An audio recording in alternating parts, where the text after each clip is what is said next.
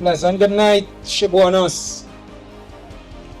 We are the brothers of the Gathering of Christ Church, and I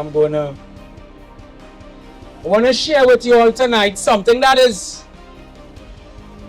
evident in the earth, relevant in the earth, and a lot of our family and friends have them in their homes, called idols. And a lot of us don't know the spiritual significance and damnation that comes with reverencing idols. Right? So we're going to talk about that because the brother talked about tonight the war in the Middle East. He talked about the Medes, the Persians, and he talked about prophecy being fulfilled. He talked about the Bible, the scriptures. The Bible is the only book that correlates past, present, and future. No other record does that. In the Bible in Matthew 24, it talks about the end times, where you're going to see earthquake in diverse places. You're going to hear rumors of wars. You're going to see wars. False Christ is going to appear in the earth. And all these things are happening. All these things are being told for in the earth because your soul is the most precious thing you have. You don't know how precious your soul is until you're in the hospital. You don't know how precious your life is until you lose a loved one or a family or a friend. The scripture tells us when things are nice, there is a forgetfulness of the Most High. But when things are not good, that is when we know the Lord. Oh God, help me with my situation. Oh God, are these bills to pay? Oh Lord, I go and get evicted. And then when the Lord delivers us out of it, we go back again in our own sluggish way. So we have to understand how important our soul is and what we feed our soul, what we allow into our houses. Give me the book of 1 Peter. You have it there, 4 and 11. Excuse 1 second. 4 and 11, wait till anyone speak. So we ain't come out here to talk what we feel. We come out of the volume of the book. We come out of the scriptures. So we're going to use the scriptures to share with our brothers and sisters. Read it. Read in 1 Peter chapter 4 and verse 11. Read. If any man speak, let him speak as an oracle of God. If any man minister, let him do as the ability which God giveth, that God in all things may be glorified through Christ. That's what?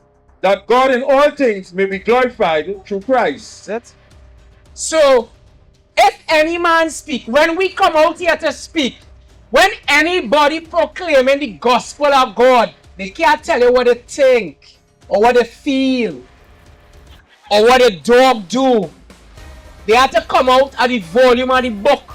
In the book of Psalms, it tells us that David said, "Lo, behold, I come out in the volume of the book." Christ's words, the gospel comes out from the volume of the book. So we are seeing here the oracles of God. If any man speak, he ought to speak. What is the oracles of God? Give me the book of Acts, chapter 7 and verse 38.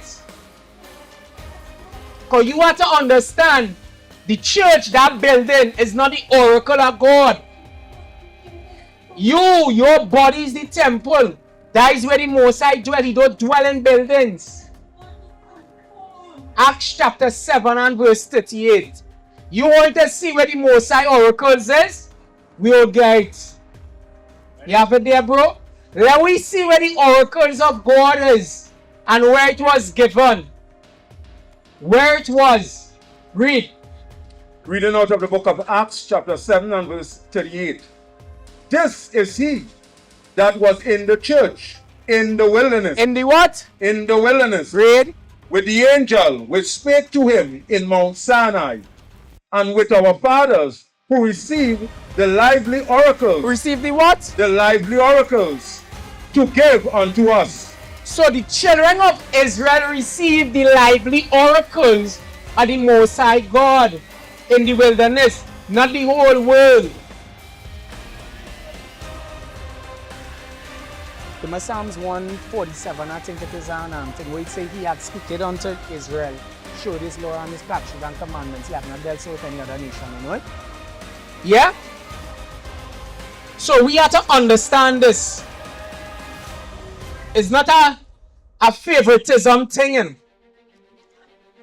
but it's a thing to establish order. You cannot say that you is an authorized dealer for courts and set up a sign, authorized dealer, authorized partner to sell courts merchandise, and you have no contract with courts. You have no agreement. So we're going through the precepts to show our brothers and sisters why God gave the children of Israel the oracles. What was the oracles? Was the commandments. That is what was given to the children of Israel in the wilderness, the laws. You have it there, bro? Read it. Reading out of the book of Psalms 147 and verse 19. Read. He showed his word unto Jacob, his statutes and his judgments unto Israel. He had not dealt so with any nation. He had what? He had not dealt so with any nation. He didn't give the commandments to the Egyptians because they were the ones trying to kill his people. He didn't give it to the Arabs. He didn't give it to the Medes. He didn't give it to the Canaanites. He didn't give it to the Jebusites. He didn't give it to those people. One. He didn't give it to them. He gave it to the children of Israel to be a light into the earth. So I want to share that tonight with all of you. Why do people want to worship idols? What is the significance of worshiping idols? What comes with worshiping idols? Whatever you have, bring it. Yeah, bring what you have.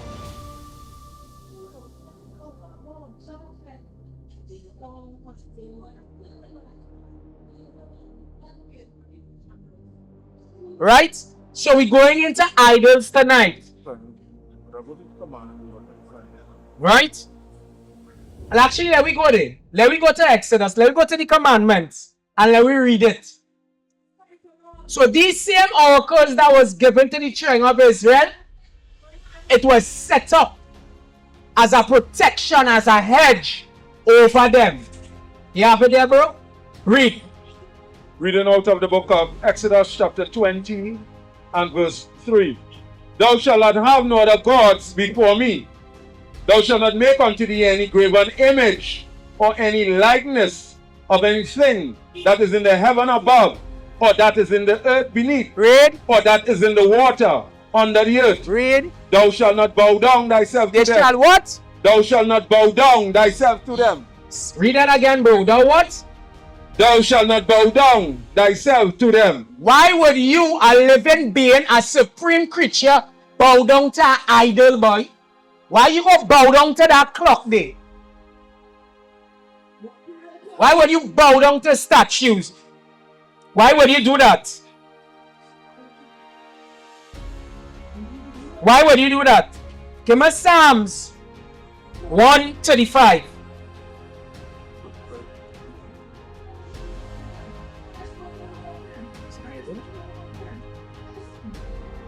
135 or 115? 135 and 15. Read it. The idols of the heathens are silver and gold. They are what? The idols of the heathens are silver and gold, the works of men's hands. The idols of the heathens, the other nations, are silver and gold. Give me Psalms 115 and 4. So heathens make idols and set it up as a representation of God. And they have many gods. Read. Read in Psalm 115 and verse 4. Their idols are silver and gold, the works of men's hands. So you see there again, is men make it. Men created these idols and say there's a representation of God.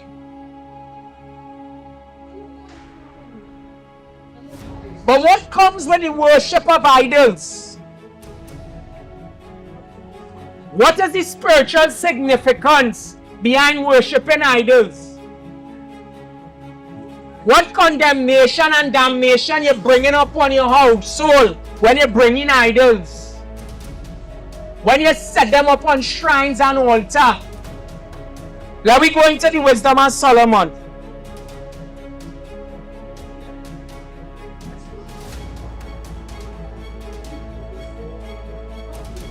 And let me see what Solomon say.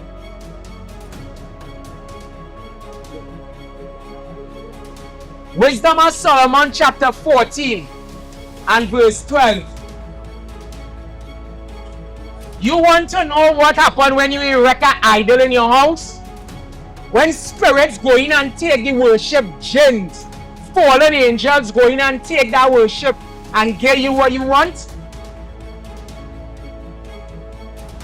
Wisdom of Solomon chapter 14 and verse 12. Wait in the Yeah, but Wisdom of Solomon 14 and 12. Yeah, what does go on with idols? Wisdom of Solomon chapter 14 and verse 12. For the devising of idols was the beginning of spiritual fornication. Was what? The beginning of spiritual fornication. When you erect idols in your place, in your house, it is the beginning of spiritual fornication. We know what is physical fornication. Idol worship is the beginning of spiritual fornication. Read. Wisdom of Solomon 14 and 12.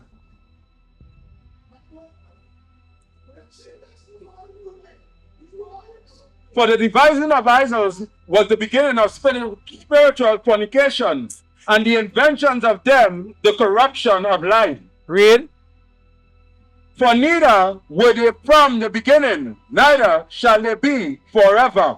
So these idols wasn't there in the beginning. Stop bowing down and worshiping idols. The statues, the cross, all these things are idols. Because in the book of the Psalms, it tells us it was made by the hands of men. It cannot do anything for you. Read. Reading out of the book of Psalms 96 and verse 5. Here is what going on, eh? All the nations, say what they say. Read. For all the gods of the nations are idols. Are what? Are idols. But the Lord made heaven. So the Most High God, Still in charge of this thing. the Most High God created the heavens and the earth.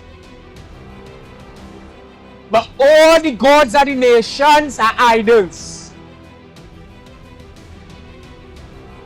Wisdom of Solomon, we're going back in it, 14. And 27, read.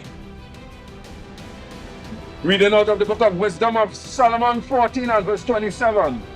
For the worship of idols, not to be named, is the beginning, the cause, and the end of all evil. So this is where it came in, because people like to go to obey a man and obey a woman, spiritual mother,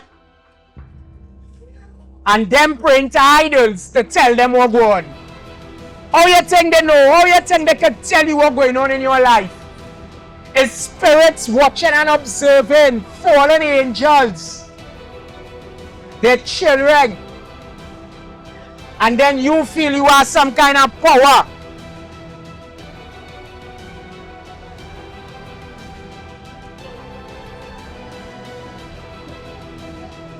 Read on. For either they are mad when they be merry, or prophesy lies, or live unjustly, or else lightly forswear themselves. For insomuch as their trust is in idols which have no life. You trusting in something that have no life. You watching a statue and saying, Oh God, help me now, save me now.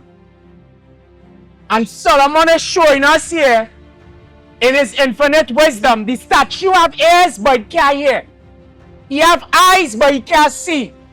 He have a mouth but he can't talk back to you. And you want to bow down and worship these things.